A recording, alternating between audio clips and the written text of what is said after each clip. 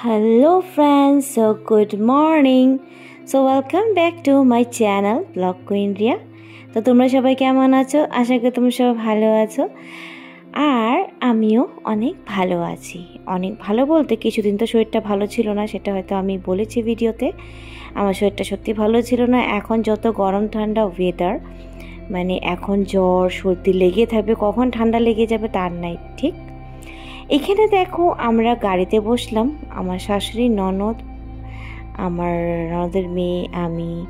তো আমরা কোথায় যাচ্ছি সেটা তোমরা জানতে পারবে, দেখতে থাকো ভিডিওটা।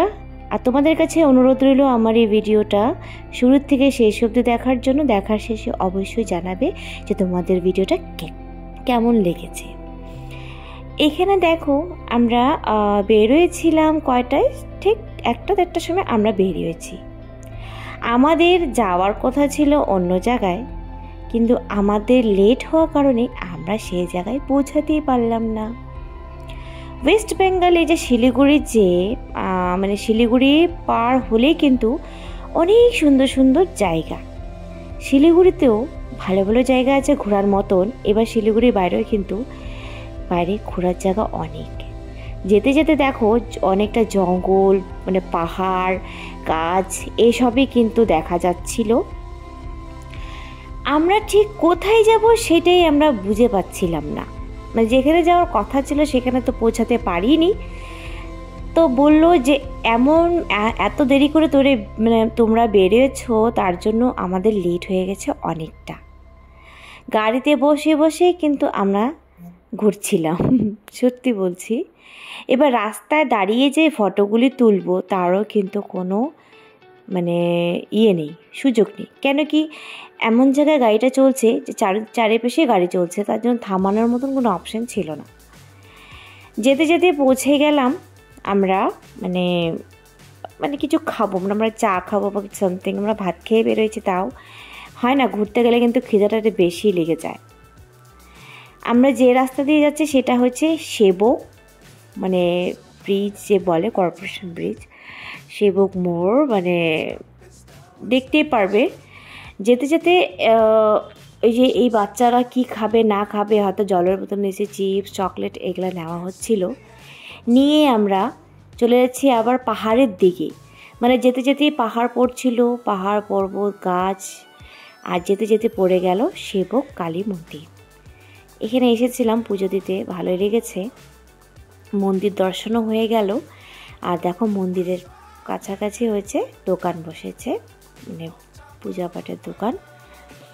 তো দেখতে দেখতে অনেক সুন্দর সুন্দর দৃশ্য ছিল। আমরা ঠিক আগে গিয়ে কিছুক্ষণ দাঁড়িয়েছিলাম, বললাম যে একটু গাড়িটা থামাও, একটু দাঁড়াই, অন্তত এখানে দাঁড়িয়ে একটু ফটোশ্যুট করে নিই, একটু রিলস বানিয়ে নিই, তাই না? তার জন্য এখানে দাঁড়ালাম। এ দেখো ঠিক এমন সুন্দর, খুব সুন্দর, জাস্ট কি বলবো, খুব সুন্দর ভিউটা, ভালো লাগছিল। তো বললো চলো অনেকক্ষণ হয়েছে, চলো এবার বসে পড়ো। তো আমরা গাড়িতে বসে পড়লাম। সকালে উঠে ভিডিওটা শুরু করতে পারিনি, কেন কি সকালে কিছুই করা ছিল না, ঘরের কাজকর্ম তো করে চলে যায়। বিছনা উঠে স্নান করে অ্যাজ ইউজুয়াল পূজা দিয়ে খাওয়া দাওয়া করে আমরা রেডি হচ্ছিলাম। ছেলেকে সেলুনে নিয়ে গেছিলাম চুল কাটার জন্য, যত কালকের থেকে স্কুলটা শুরু হয়ে যাবে। যেতে যেতে খুব সুন্দর সুন্দর পাহাড়, গাছ, খুব সুন্দর লাগছিল দেখতে, সেটা তোমরা দেখে বুঝতেই পারছো। তো আমরা পৌঁছে গেলাম একটা খাওয়ার রেস্টুরেন্টে। আমরা গিয়ে রুটি, আর ওরা মাংস খেয়েছে। আমি অ্যাকচুয়ালি বাইরে গেলে কিন্তু মাংসটা খেতে পারি না, আমি ভেজই খাই, ভালো লাগে আমার। আর দেখো যেতে যেতে এত সুন্দর সুন্দর চাপাতি বাগান, সত্যি কি ভালো লাগছিল। ভাবছিলাম দাঁড়িয়ে ফটো তুলবো, কিন্তু না, থামবেই না। তাই আর না থেমে চলে গেলাম একেবারে রেস্টুরেন্টে খেতে। রেস্টুরেন্টে খাওয়াটা কিন্তু আলাদাই মজা, তাই না? এখানে আমার যে ননদের ছোট মেয়ে আছে, সেও খুব বিরক্ত করছিল, আর ও ঘুমিয়ে পড়েছিল, তার কারণে আমার ননদ গাড়ির থেকে নামতে পারিনি। তো ওর জন্য চা, এখানে সবাই দুধ চা আর আমি লাল চা খাচ্ছিলাম, আর পনির পকোড়া অর্ডার করেছিলাম, সেটা আমার ননদের জন্য। তো সবাই আমরা চা খেতে খেতে আড্ডা দিচ্ছিলাম। আর এখানে দেখো খাওয়ারও চলে আসছে লাঞ্চ। দেখতে কিন্তু বেশ ভালো লাগছে। আমি আলুর দম অর্ডার করেছিলাম চাটনি, রুটি, আর এখানে দেখো চিকেন অর্ডার করেছে। এখানে আমার ছেলেও খাওয়া দাওয়া করে স্প্রাইট খাচ্ছে। ও যা পরিমাণে ঠান্ডা খাচ্ছে না, জাস্ট তোমাদেরকে বলে বোঝাতে পারবো না। তাতে কী হয়েছে, ও ঠান্ডা লেগে গেছে, মানে কী করবো বলো, আর এত জেদ করে, মানে কী বলবো, জাস্ট বলে বোঝাতে পারবো না। তো আমরা খাওয়া দাওয়া করে এখন গাড়িতে বসে গেলাম। এখন আমরা যাব যেখানে যাব, সেখানে যাওয়ার কথা ছিল না, বাট হ্যাঁ কী করবো, অপশন নেই, তাড়াতাড়ি বাড়ি গিয়েও কী করবো, তাই ভাবলাম চলো যাবো আমরা গজলডোবা। যেটা তোমরা দেখোনি, আমরা চলে গেছিলাম গজলডোবায়, যেখানে মানে এখন পার্কিং করার জায়গা। গজলডোবাতে অ্যাকচুয়ালি ওইখানে নদী আছে, বিশাল বড় তিস্তা নদী আছে। ওইখান থেকে মাছ ধরে ধরে এখানে মাছের অনেক রকম পকোড়া, অনেক রকম আইটেম বানানো হয়। অনেক রকম মাছ, চিংড়ি, ছোটো ছোটো মাছ, মানে কি মাছের নাম বলবো, কাতল, রুই, আর চিংড়িটা আরেকটা কি বলে, কাঁকড়া, কেকড়া না তোমরা কী বলো কমেন্টস করে জানো, কাঁকড়া বলি। তো সেগুলো পাওয়া যায়, মানে বিভিন্ন রকম মাছ পাওয়া যায়। এ দেখো কি বড়, আর জল পুরো শুকিয়ে গেছে, গরমও পড়েছে, জল সম্পূর্ণ শুকিয়ে গেছে। আর বাচ্চারা এত দুষ্টু নিচে চলে যাচ্ছিলো, মানা করা সত্ত্বেও কী করবো বলো, কথাই শোনে না। তো এখানে বাচ্চাদের খেলা দেখে বাস, আর কি, ওদের খেলনা কিনতেই হবে। তা আমরা এখানে কিছু খাইনি, খেয়ে গেছিলাম। আর আমি কিছুগুলো মাছ পছন্দ করি না অত একটা।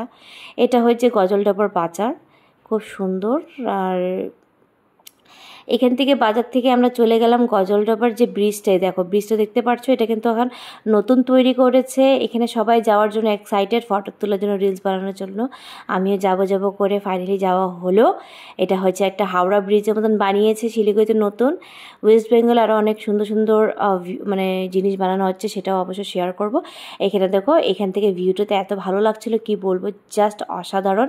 ফাইনালি দেখতে পেলাম। আমি কিন্তু আরেকবার যাব এখানে, আমার খুব ইচ্ছা। তো দেখো এখানে দাঁড়িয়ে অনেকক্ষণ ফটোশ্যুট করে আমরা এখন বাড়ি যাওয়ার জন্য রওনা দিয়ে দিলাম। অন্ধকার প্রায় হয়ে গেছে। তো চলো তাহলে ব্লগটাকে এখানেই শেষ করছি। এইভাবেই কিন্তু সানডের দিনটা কাটিয়েছি, খুব মজা লাগলো। বাড়িতে গিয়ে আর শ্যুটটা করছি না। তো চলো আবার দেখা হবে একটা নতুন একটা সুন্দর ব্লগের সাথে। ততক্ষণ ভালো থাকো, সুস্থ থাকো, বাই বাই, টাটা।